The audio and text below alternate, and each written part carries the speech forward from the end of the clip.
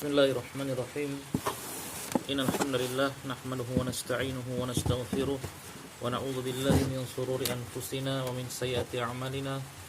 May yahdihillahu fala mudilla lahu wa may yudlil fala hadiya lahu.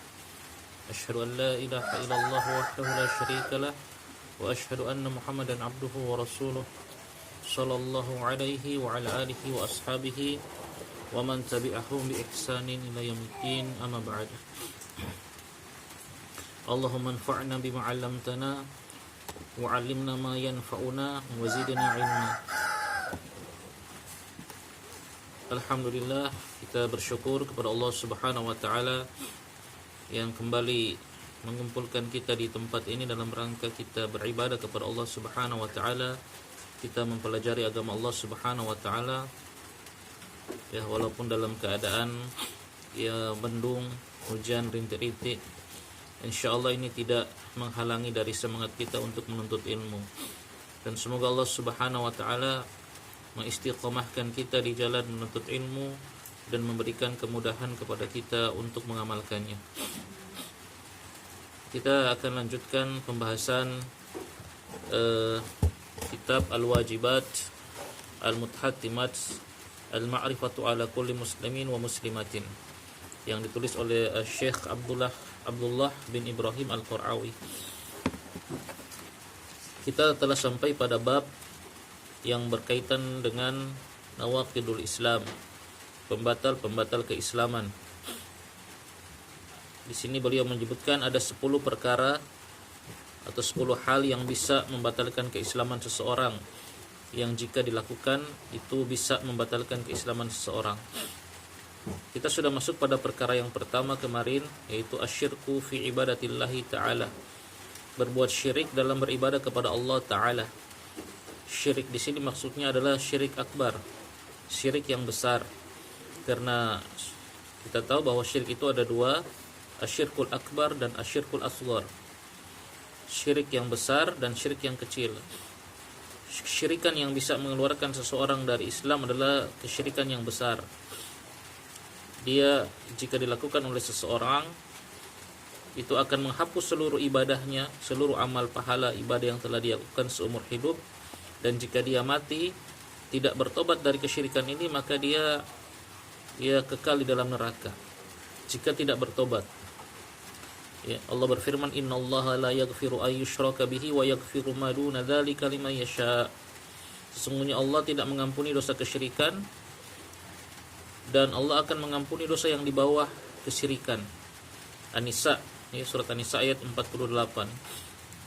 Maksudnya jika seorang itu mati tanpa bertobat atau tidak sempat bertobat dari syirik yang besar.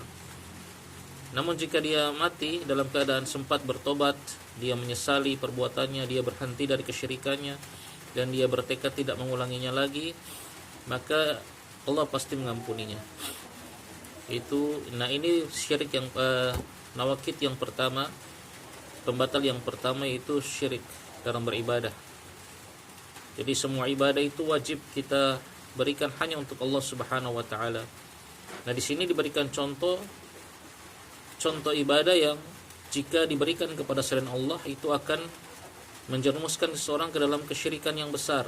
Misalnya wa minhu adzabahu li ghairillah.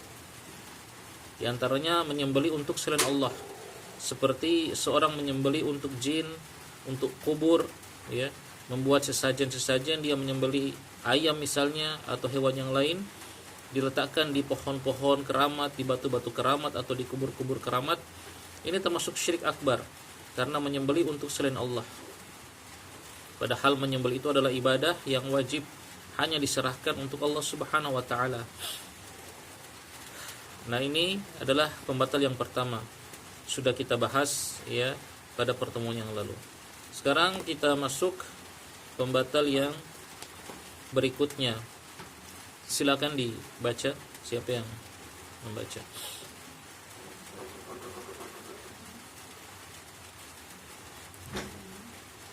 Naam. Asani.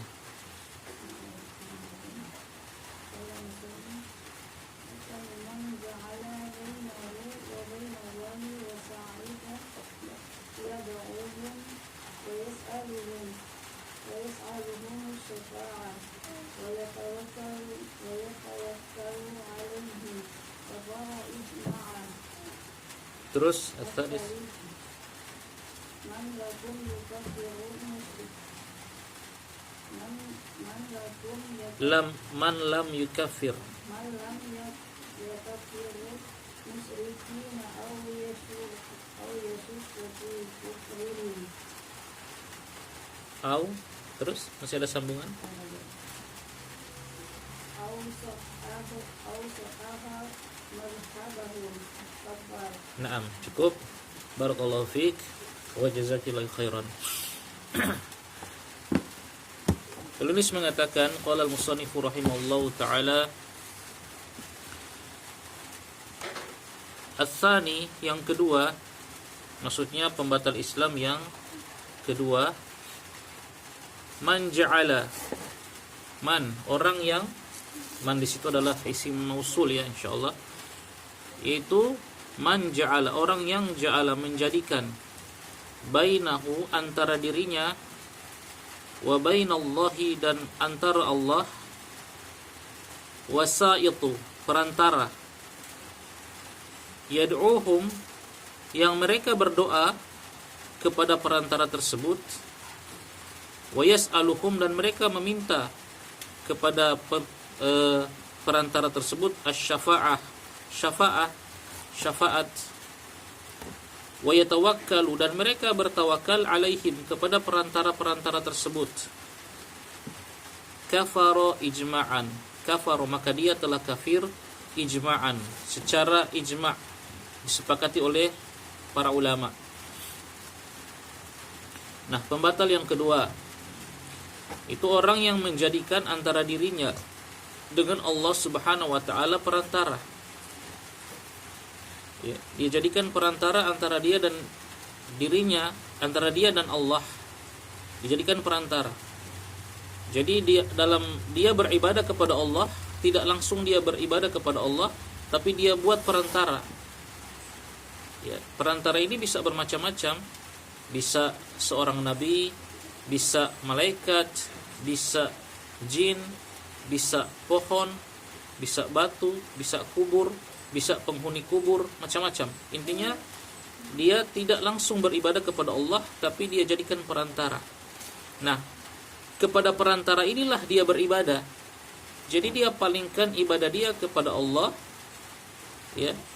Dia berikan kepada perantara tersebut, yad'uhum, yang mereka berdoa, hum, kepada perantara tersebut. Jadi dia berdoa, tidak lagi berdoa kepada Allah, tidak lagi meminta kepada Allah, tidak lagi mengucapkan Allahumma, ya Allah, tidak.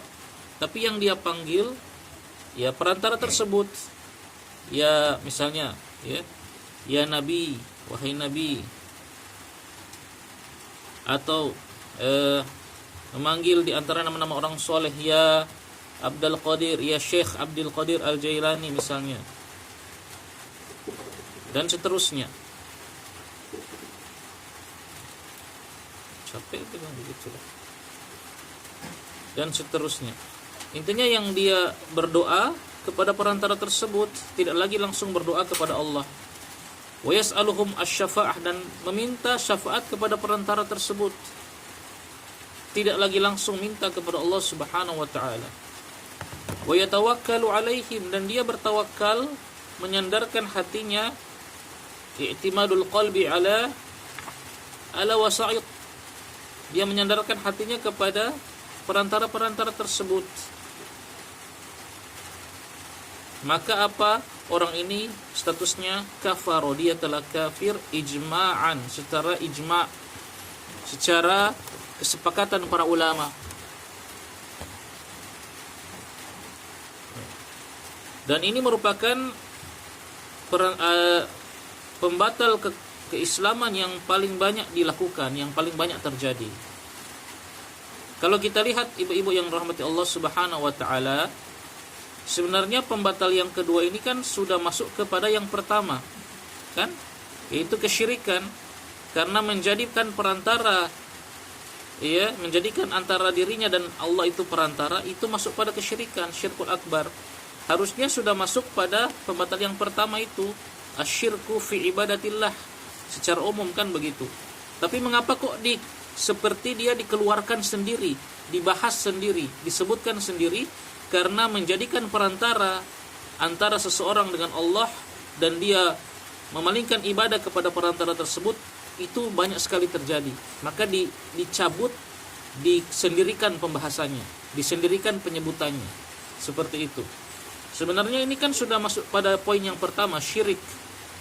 Tapi dikeluarkan karena banyak sekali terjadi dan banyak sekali orang yang tertipu dengan perkara ini. Dari dahulu sampai sekarang.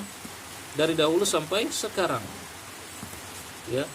Dan menjadikan perantara antara seseorang dengan Allah, yang dia berdoa kepada perantara tersebut, dia bertawakal kepada perantara tersebut, dia meminta kepada perantara tersebut, dia menyembelih untuk perantara tersebut, itulah bentuk kesyirikan orang musyrik dahulu. Ya. Makanya dikatakan wahadahu wasyirkul kuffar bi'ainihi fi zamani Nabi sallallahu alaihi wasallam. Lah inilah bentuk kesyirikan, ya, orang-orang musyrik pada zaman Nabi. Begini bentuk kesyirikan mereka, yaitu mereka menyembah berhala-berhala tersebut bukan karena mereka meyakini berhala-berhala tersebut bisa menciptakan, bukan. Tapi mereka menyembah berhala-berhala mereka, ya, Lata, Uzza, Manah, itu 3 berhala terbesar orang-orang musyrik pada saat itu, karena mereka meyakini berhala-berhala tersebut dijadikan sebagai perantara dalam berdoa atau dalam beribadah kepada Allah, cuma sebagai perantara saja. Itu. Nah, inilah bentuk kesyirikan mereka, ya, dari dulu sampai sekarang. Waalaikumsalam. Ini bentuk kesyirikan mereka di zaman Nabi sallallahu alaihi wasallam. Makanya Allah Subhanahu wa taala menggambarkan, ya, Allah Subhanahu wa taala sebutkan dalam surat Az-Zumar ayat ketiga. Ya, siapa yang punya, ya, lihat di Al-Qur'an di Androidnya, Az-Zumar ayat 3. Allah Subhanahu wa taala berfirman, "Walladzina ittakhadhu min dunihi awliya ma na'buduhum illa liyuqarribuna ila Allahi zulfa." Kata Allah Subhanahu wa taala, orang-orang yang mengambil penolong-penolong selain Allah, mengambil berhala-berhala selain Allah, mengambil berhala-berhala untuk disembah selain Allah, mereka mengatakan apa? Ma na'buduhum, kami tidak beribadah kepada mereka, kepada berhala tersebut, illa liqarribuna, kecuali agar berhala-berhala tersebut mendekatkan kami ilallahi, kepada Allah, zulfa, dengan sedekat-dekatnya. Lihat. Jadi maknanya mereka mengatakan, ya, kami hanya menjadikan ini perantara saja loh. Ini kan cuma perantara, agar perantara-perantara ini mendekatkan kami kepada Allah Subhanahu wa taala,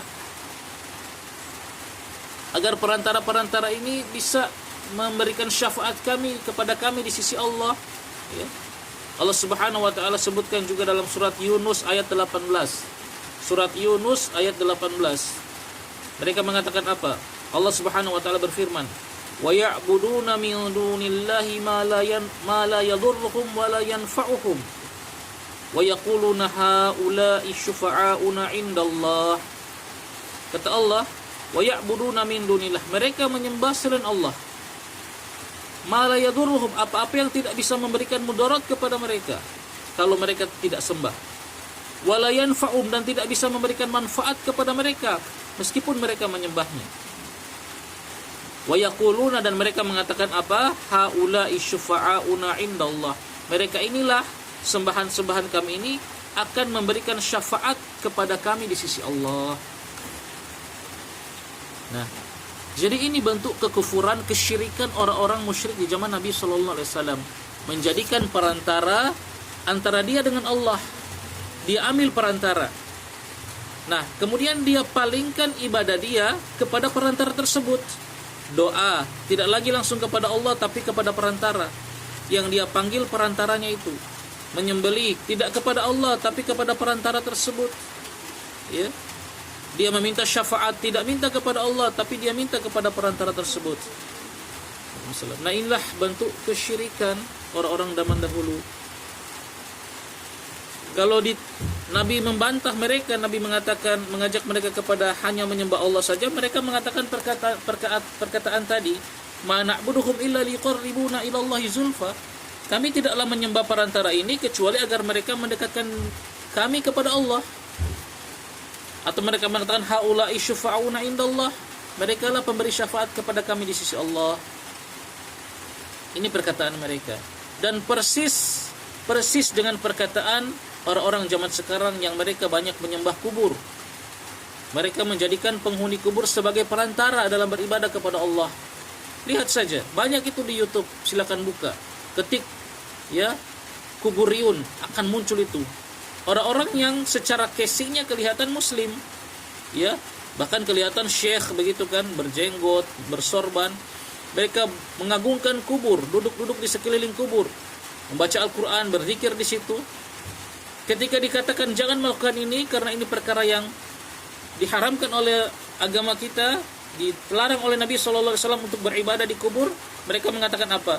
Ya, kami hanya mencintai orang soleh, kami mendekatkan diri kepada orang soleh, kami tidak menyembah orang ini, kami menyembah Allah. Cuma orang ini kan orang soleh. Kalau kita mendekatkan diri kepada orang soleh ini, maka dia akan menjadi perantara kita dengan Allah. Dia akan mengangkat hajat-hajat kita kepada Allah Subhanahu wa taala. Itu perkataan mereka. Mereka akan membantah, mereka mengatakan kita enggak menyembah penghuni kubur. Penghuni kubur ini hanyalah perantara. Ya, begitu.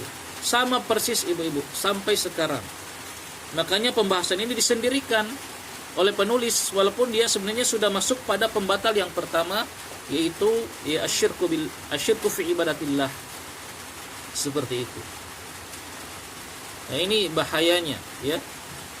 Bahayanya kejahilan, kebodohan terhadap agama akan menyeret orang dalam keburukan, kesyirikan. Kita harus belajar, ya, harus belajar tafsir kesyirikan itu apa-apa saja. Baca sirah Nabi. Bagaimana sih kesyirikan orang-orang zaman dahulu itu? Apakah Abu Lahab, Abu Jahal meyakini patung-patung itu menciptakan alam semesta? Tidak, mereka tidak meyakini itu. Mereka meyakini Allah Subhanahu wa taala yang menciptakan, Allah yang memberi rezeki. Tapi kenapa mereka tidak langsung meminta kepada Allah, mereka melalui perantaranya? Ya, di antara bentuk syubhat mereka mengatakan seperti ini, perhatikan. Mereka membuat analogi begini, ya, dalam pemahaman yang salah mereka.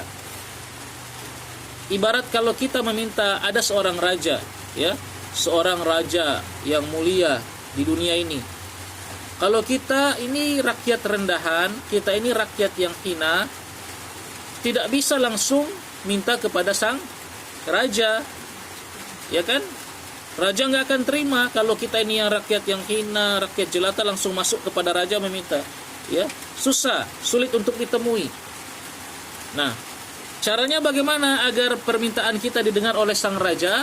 Lewat perantara, yaitu siapa? Ya, orang kepercayaannya raja, bisa menteri, bisa wakil raja. Nah, kita dekati dulu si menteri ini. Nah, menteri ini kita dekati, kita harus bujuk dia agar dia suka senang kepada kita, agar si menteri ini mau mengangkat atau mau menyampaikan keinginan kita kepada sang raja. Kita mendekatkan diri dulu kepada menteri.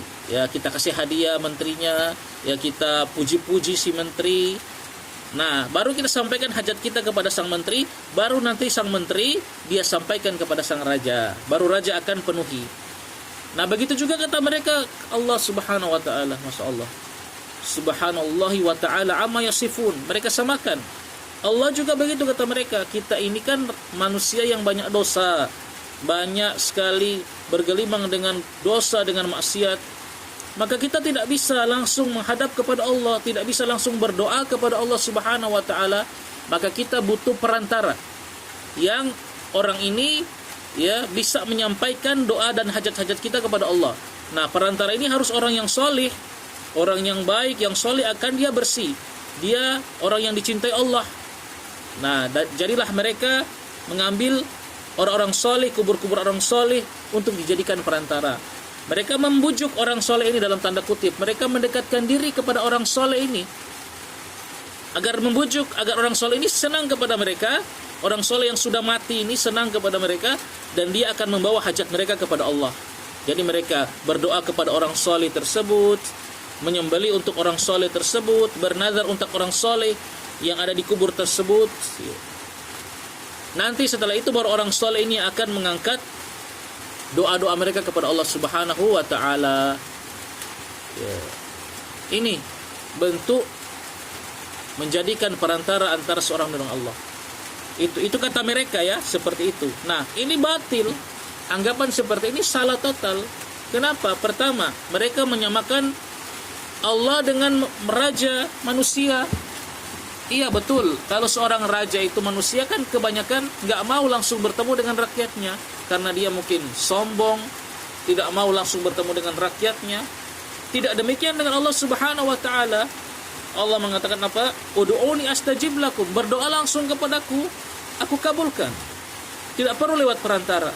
Apapun, bagaimanapun keadaan diri kalian, wahai hamba-hambaku, mau bergelimang dosa, apapun itu, kalau minta langsung kepada Allah Subhanahu wa taala. Dalam sebuah hadis qudsi Allah Subhanahu wa taala berfirman, "Ya bani Adam, law balagat dunubuka ananas sama, tsumma astaghfarni ghafartu lak." Atau kama qala, wahai bani Adam, seandainya saya lupa. Seandainya dosa-dosamu itu mencapai sepenuh bumi, ya. Bagaimana hadis arba'in itu ya? Saya lupa. Intinya Allah berfirman, "Ya bani Adam, law balagat dhunubuka 'alanas sama, thumma ataiti ya bani Adam, law ataitani bi qurabil ardi khataaya."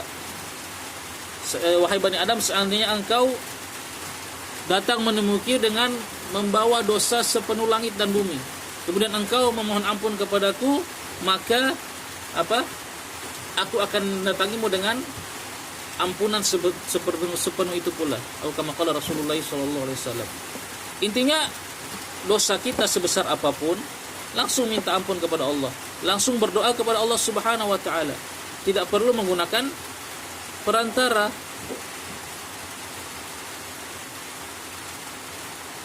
Tidak perlu menggunakan perantara. Itu pertama, kebatilan mereka. Mereka menyamakan Allah dengan raja. Yang kedua, sisi kebatilan anggapan tadi ya, harus menemui Allah dengan perantara. Mereka samakan dengan raja dunia. Ya, sisi kebatilannya yang kedua adalah ya, para raja itu memang membutuhkan menteri untuk menghubungkan dia dengan rakyat. Memang butuh mereka karena para raja kan lemah. Ya, lemah dan tidak berdaya dia kalau tidak dibantu oleh manusia, tidak dibantu oleh menteri-menterinya untuk menghubungkan dia dengan rakyatnya, tidak berdaya. Coba ambilkan hadis arba'in di sini. Tidak berdaya.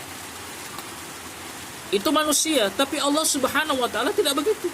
Allah tahu semua urusan manusia. Allah Maha mampu menyelesaikan, mendengarkan semua permintaan hambanya tanpa perlu perantara. Allah Maha mampu. Innallaha ala kulli syai'in qadir. Sesungguhnya Allah Maha kuasa atas segala sesuatu. Seperti itu. Maka ini ya sisi kebatilan di mana mereka menyamakan Allah dengan raja, sehingga harus butuh perantara.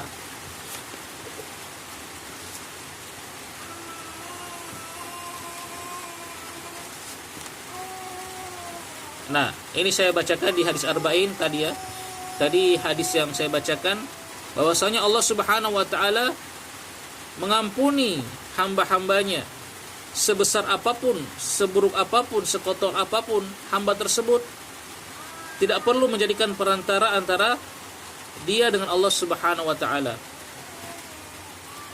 Hadisnya ada dalam hadis ke-42 di hadis terakhir di hadis arba'in. Allah Subhanahu wa taala berfirman, ini hadis qudsi ya. Ya bani Adam, innaka ma da'autani wa rajautani ghafartu laka ala ma kana minka wala ubali. Wahai anak Adam, wahai manusia, sesungguhnya engkau selama engkau berdoa kepadaku, lihat, ma da'autani, berdoa kepadaku, bukan berdoa kepada perantara. Allah tidak pernah meminta kita untuk menjadikan perantara. berdoa kepadaku, wa rajautani, dan engkau berharap kepadaku, ghafartu laka, aku ampuni engkau, ala makana minka, atas dosa yang engkau berada di atasnya, wala ubali, dan aku enggak peduli. Ya bena Adam, lau balagat dhunubuka ananas sama thumma astaghfartani ghafartu lak. Wahai Bani Adam, seandainya dosa-dosamu mencapai langit, sepenuh langit, thumma astaghfartani, kemudian engkau istighfar kepadaku, lihat, kepadaku kata Allah, bukan kepada perantara, ghafartu laka, aku ampuni kamu. Ya bena Adam, innaka law ataitani bi qurabil ardi khotoyaya thumma laqitani la tusyriku bi syai'an la ataituka bi qurabiha maghfiratan. Subhanallah. Wahai anak Adam, kata Allah, seandainya engkau datang menemuiku dengan dosa, ya, dengan dosa yang sepenuh bumi dosanya, Masya Allah, kemudian engkau menemuiku dalam keadaan tidak pernah berbuat syirik kepadaku, nah ini, la ataituka, maka aku akan mendatangimu bi qurabiha maghfiratan, dengan sebesar sepenuh bumi juga ampunan. Ini hadis riwayat Imam Tirmizi, dia mengatakan hadis hasan, hadis hasan. Nah, jadi begitu, tidak perlu menjadikan perantara antara kita dengan Allah dengan alasan tadi, kita ini hamba yang hina dina, penuh dosa. Benar, kita memang hamba yang penuh dosa, yang hina, yang rendah, tapi Allah Subhanahu wa taala membukakan pintu rahmat, pintu ampunan seluas-luasnya bagi kita yang ingin mohon ampun kepada Allah Subhanahu wa taala. Justru ketika kita menjadikan perantara antara kita dengan Allah, disitulah kita terjatuh dalam dosa kesyirikan yang gak akan diampuni oleh Allah. Na'udzubillah min dzalik. Jika dia mati tidak bertobat dari hal tersebut. Ini syubhat mereka. Syubhat mereka itu apa? Kerancuan berpikir yang mereka tebarkan. Orang-orang awam mungkin akan angguk-angguk kepala, oh iya benar ya, kita harus begitu. Seperti kita ini rakyat jelata, gak mungkin langsung ketemu presiden. Ya, presiden kan tinggi mulia, kita ini rakyat jelata, harus pakai perantara menteri. Kita mendekatkan diri dulu kepada menterinya, biar sang menteri mendekatkan diri kita kepada presiden. Betul juga ya. Nah iya, itu kalau manusia betul. Tapi kalau Allah tidak begitu. Allah tidak butuh perantara, Allah tidak butuh pembantu, langsung minta kepada Allah Subhanahu wa taala. Nah, poin yang paling parahnya di sini adalah mereka beribadah kepada perantara tersebut. Ya, mereka sudah tidak lagi beribadah kepada Allah, ya, mereka beribadah kepada perantara tersebut. Yad'uhum wa yas'aluhum syafa'ah wa yatawakkalu 'alaihim. Mereka berdoa kepada perantara itu, mereka meminta syafaat kepada perantara tersebut, dan mereka bertawakal, hati mereka bersandar kepada perantara tersebut. Bahkan ketika mereka belum mendapatkan apa yang mereka inginkan, justru mereka apa? Oh, mungkin kita harus lebih banyak ibadah lagi kepada perantara kita, bukan kepada Allah. Na'udzubillah. Ini keburukan, kesyirikan yang banyak terjadi sampai sekarang. Belum hilang perkara ini. Sekarang biasanya yang dijadikan perantara itu siapa? Nabi Muhammad SAW atau orang-orang soleh yang lain. Ada bacaan yang sering kita dengar di masjid-masjid kalau diputar sebelum buka puasa itu, ya. Ada lafaz seperti ini. Kalau saya cuma dengar sekilas kan, saya belum pernah baca yang secara jelasnya, tapi begini kalau tidak salah ya. Ya Rabbi bil Mustafa balik maqasidana. Pernah dengar? Nah, itu biasa sebelum buka puasa. Ya Rabbi bil Mustafa, wahai Rabbku, bil Mustafa, dengan perantaraan Al-Mustafa. Siapa Al-Mustafa? Nabi Muhammad SAW. Balik maqasidana, maka sampaikanlah maqasidana, maksud kami. Nah, itu. Sampaikanlah tujuan kami kepada Allah. Ini tidak boleh, dan banyak diputar di masjid-masjid yang orang kan tidak tahu, orang awam tidak tahu artinya bahasa Arabnya. Bahkan orang yang cuma sekedar tahu bahasa Arab tapi tidak belajar akidah pun tidak menganggap ini sesuatu yang salah. Ini bahaya, ya. Ada juga yang kalimat syirik jaga dalam nyanyian itu, hati-hati. Terkadang kita nggak tahu bahasa Arab. Ada yang sering saya dengar juga, biasa diputar juga di masjid-masjid, ya. Tentang, intinya lagu itu tentang Rasulullah. Dia berbicara tentang Rasulullah, tentang cinta kepada Rasulullah, tentang pujian-pujian kepada Rasulullah sallallahu alaihi wasallam.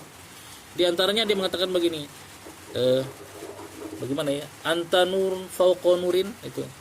Anta nurun fauqa nurin, begitu kan? Pernah dengar enggak? Itu perempuan yang nyanyi itu. Nadanya bagaimana? Anta, engkau, wahai Rasulullah ini, cahaya di atas cahaya katanya. Kau cahaya di atas cahaya. Subhanallah. Cahaya di atas cahaya itu siapa? Allah Subhanahu wa taala. Ya. Nurun fauqa nur. Surat An-Nur silakan baca. Cahaya di atas cahaya. Tapi dia berikan itu kepada Rasulullah. Ya. Anta nurun fauqa nurin. Subhanallah. Nauzubillah. Ini kepujian yang berlebihan kepada Nabi sallallahu alaihi wasallam. Nabi pernah melarang ini, la tutruni kama atratin Nasar ibnu Maryam. Fa inna ma ana abduhu faqulu abdullahi wa rasuluh. Kata Nabi, janganlah kalian berlebih-lebihan dalam memujiku, seperti berlebih-lebihannya orang-orang Nasrani memperlakukan Isa bin Maryam sampai diangkat menjadi Tuhan. Fa inna ma ana abduhu, aku ini hanyalah hamba Allah, kata Rasulullah. Faqulu abdullahi wa rasuluh. Maka katakanlah, kalau kalian ingin memuji saya, katakanlah hamba Allah dan Rasulnya. Hamba Allah tidak boleh disembah, Rasul Allah tidak boleh didurhakai, harus dimuliakan, begitu. Banyak yang beredar, ya. Coba kita makanya harus belajar bahasa Arab dan juga sekaligus akidah. Kalau cuma sekedar bahasa Arab ya, mungkin dia tahu makna lagu tersebut tadi, tapi nggak diingkari karena dia nggak belajar akidah. Itu diputar di mana-mana. Kalau semua Ramadan biasanya, udah mau bulan Ramadan diputar. Katanya nasyid Islami. Nasyid syirki itu, syirik, ya. Nah, ini pembatal Islam yang kedua, ya, menjadikan wasilah antara seorang dan Allah dalam beribadah kepada Allah. Jadi nggak langsung beribadah kepada Allah, tapi beribadah dulu kepada wasilah. Contohnya berdoa, ini yang paling banyak. Berdoa, minta kepada wasilahnya, kepada perantaranya untuk menyampaikan hajatnya kepada Allah, gitu. Allah tidak mengizinkan hal ini, ya. Allah mengharamkan hal tersebut. Makanya Allah membantah dalam sebuah ayat dalam surat Al-Isra ayat 57. Allah berfirman, "Ulaikal ladzina yad'una yabtaguna ila rabbihimul wasilah ayyuhum aqrabu wa yarjuna rahmatahu wa yakhafuna 'adzabahu."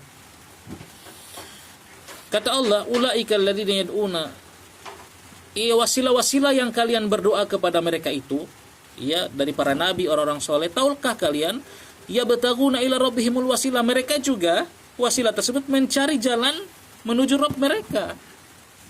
Wasilah tersebut enggak berdaya, mereka juga mendekatkan diri kepada Allah. Ayyuhum aqrabu wa yarjuna rahmatahum, mana di antara mereka yang lebih dekat dengan Allah. Jadi para nabi, orang-orang soleh itu pun mereka mencari jalan menuju Allah. Mereka pun mendekatkan diri kepada Allah Subhanahu wa taala.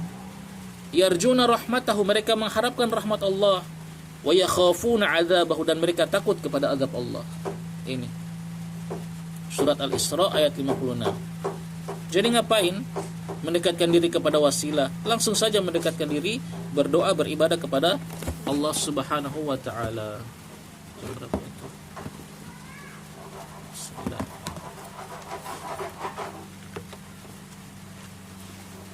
Nah, ini pembatal yang kedua. Baik.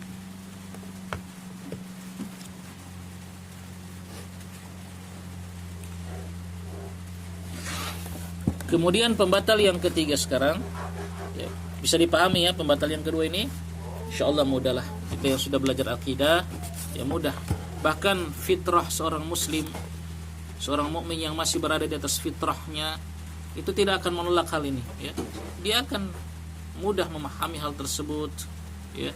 Fitrah yang masih selamat, yang belum dirusak oleh hal-hal yang bisa merusaknya.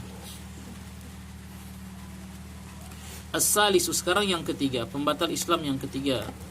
Berkata penulis, as-salisu, pembatal Islam yang ketiga, man lam yukaffiril musyrikina aw yashukku fi kufrihim aw sahhaha madhhabahum kafara. Pembatal yang ketiga itu man, orang yang lam yukafir, tidak mengkafirkan al-musyrikin, orang-orang musyrik. Ya, tidak mengkafirkan orang-orang musyrik.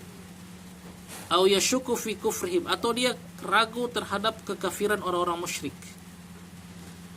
Au sahhaha madhhabahum, atau bahkan yang ketiga sahhaha, membenarkan madhhabahum, membenarkan agama mereka. Kafaro, maka dia kafir. Nah, ini pembatal Islam yang ketiga. Jadi ada 3 bentuk orangnya ini. Pertama, dia tidak mengkafirkan orang musyrik, atau dia sekedar ragu-ragu terhadap kekufuran orang musyrik. Maksudnya orang musyrik di sini orang-orang yang memang dia jelas-jelas musyrik, jelas-jelas orang yang ya beribadah kepada selain Allah Subhanahu wa taala, yang kekufurannya memang benar-benar jelas tampak, ya. Seperti orang-orang Nasrani, orang-orang Hindu, orang-orang Buddha, kan jelas mereka ini musyrik. Kalau tidak mengkafirkan mereka, ya, atau ragu terhadap kekafiran mereka, ya. Kalau ditanya orang-orang Hindu itu atau orang Yahudi atau orang Nasrani kafir tidak? Oh, enggak tahu ya, saya belum tahu. Ya, ragu-ragu. Ya, masih ragu. Atau bahkan yang lebih parah, wasahhaha madhhabahum, atau membenarkan agama mereka, maka sungguh dia telah kafir. Ya, kita tidak boleh ada keraguan, ya, bahwasanya orang-orang musyrik, orang kafir di luar Islam ini mereka kafir, jelas, ya, jelas kafir. Ya, kenapa kok orang yang ragu atau orang yang ya tidak mengkafirkan orang-orang kafir ini, yang ingat ya, yang kekafiran itu jelas, ya, kufrun yang benar-benar jelas, ya, bukan sekedar misalnya kita ada seorang muslim kemudian melakukan perbuatan yang kita lihat seperti perbuatan kufur. Nah, ini belum jelas ini. Ini kembali lagi ke kaidah yang pernah saya sampaikan, harus benar-benar diteliti kalau seorang muslim itu melakukan kekufuran. Ya, bisa jadi dia mungkin ya tidak tahu kalau itu perbuatan kufur, ya, atau ada penghalang-penghalang yang lainnya.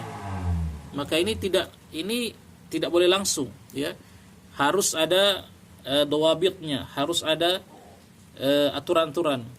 Tapi yang dimaksud dalam poin yang ketiga ini orang yang memang jelas di luar Islam, ya, benar-benar kufur, ya, agama-agama di luar Islam, Nasrani, ya, Yahudi, atau wathaniyun, penyembah berhala seperti Hindu, Buddha dan yang lain.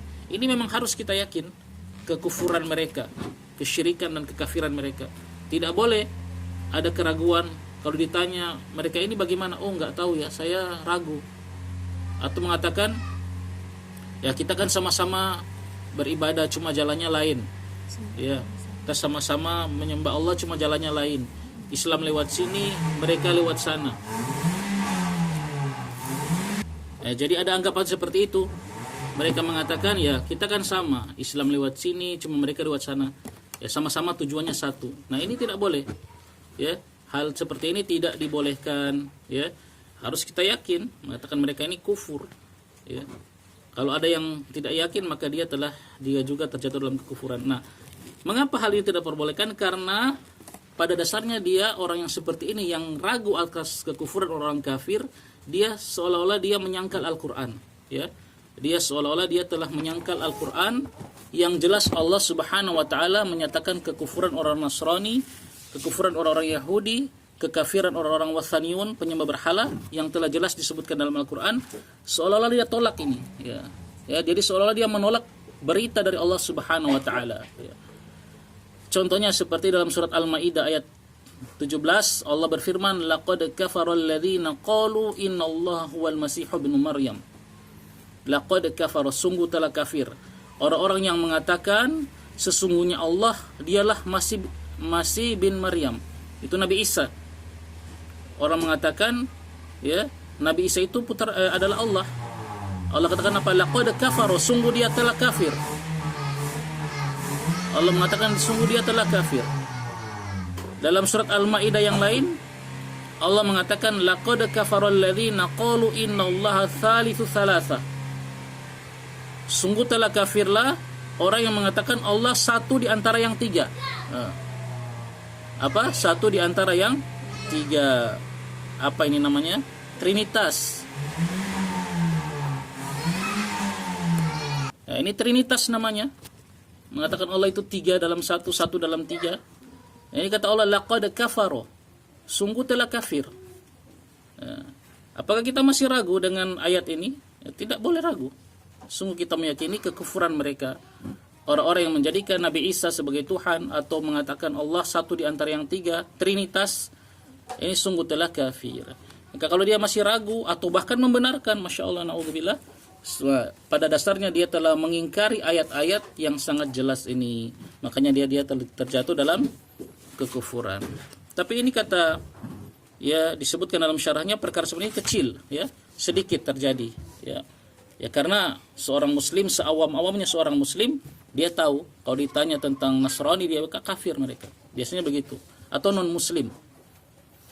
Ditanya tentang Yahudi dia akan mengatakan seperti itu, ya seawam-awamnya orang muslim. Tapi tetap, ya mungkin ada yang, ya di zaman sekarang yang masih menganggap atau masih ragu terhadap kekufuran orang-orang ini, ya orang-orang Nasrani, Yahudi atau musyrikin, ya ragu meskipun sedikit, ya. Maka ini perkara yang bahaya, tidak boleh ada keraguan. Inad dina indallahil Islam, sesungguhnya agama yang diakui di sisi Allah hanyalah Islam, ya. Nabi SAW mengatakan, walladzi nafsu Muhammadin biyadih la yasma'u bi ahadun min hadhil ummah yahudiyyun wala nasraniyun thumma yamut walam yu'minu billadzi ursiltu bihi illa kana min ashabin nar, atau kama qala Rasulullah sallallahu alaihi wasallam. Kata Nabi, demi Allah, Nabi sampai bersumpah, tidak ada seorang yang mendengarkan dari umat ini aku telah diutus, baik itu Yahudi maupun Nasrani, kemudian dia mati dalam keadaan tidak beriman terhadap apa yang aku bawa, sungguh dia termasuk penghuni neraka. Ya, jadi ketika Nabi diutus, semua wajib ikut Nabi SAW, ikut agama yang dibawa oleh Nabi SAW, siapapun dia, seluruh manusia. Nah, kalau ada mati dalam keadaan, ya setelah diutusnya Nabi, terus dia mati dalam keadaan tidak mengikuti agama Nabi SAW, sungguh dia telah, ya termasuk orang-orang yang kafir. Nah ini pembatal yang ketiga. Insyaallah, ya akan, ya mudah kita pahami ini perkara ini. Saya rasa demikian, ya. Sudah jam berapa ini? Jam 9 lewat. Ada pertanyaan?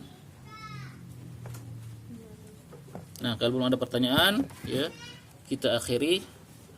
Subhanakallahumma wa bihamdika asyhadu an la ilaha illa anta astaghfiruka wa atubu ilaik. Assalamualaikum warahmatullahi wabarakatuh.